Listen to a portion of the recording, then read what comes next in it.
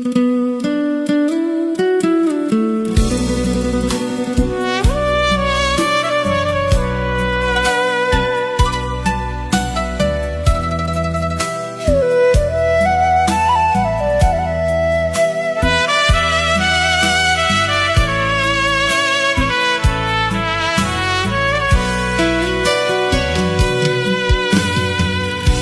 េងកងស្រែកយំសុំជួបគូគ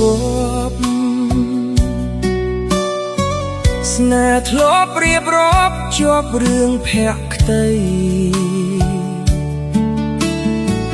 ធ្លាប់បានហោះហើរដើររកចំណី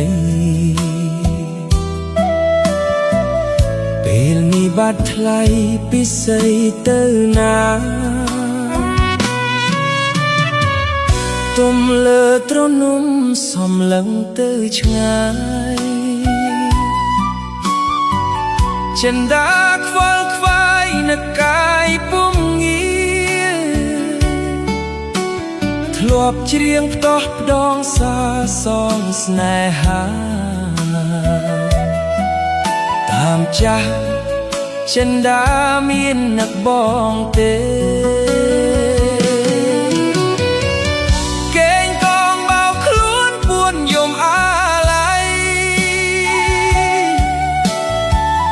យំស្រណោះស្រីធ្លាប់ថ្ន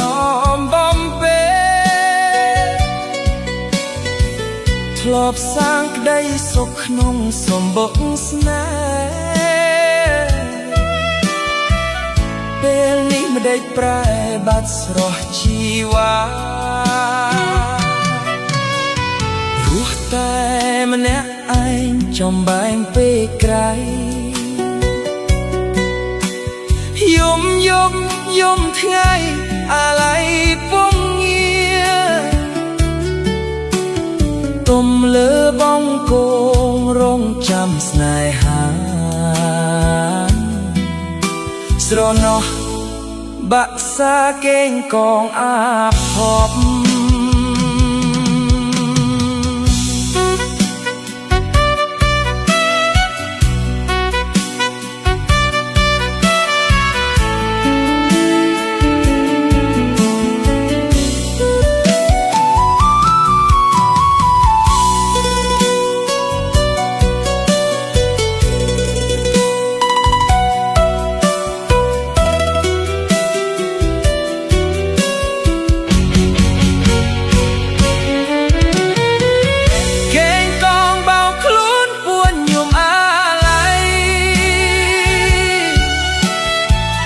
យំស្រណោះស្រីធ្លាប់ថ្ន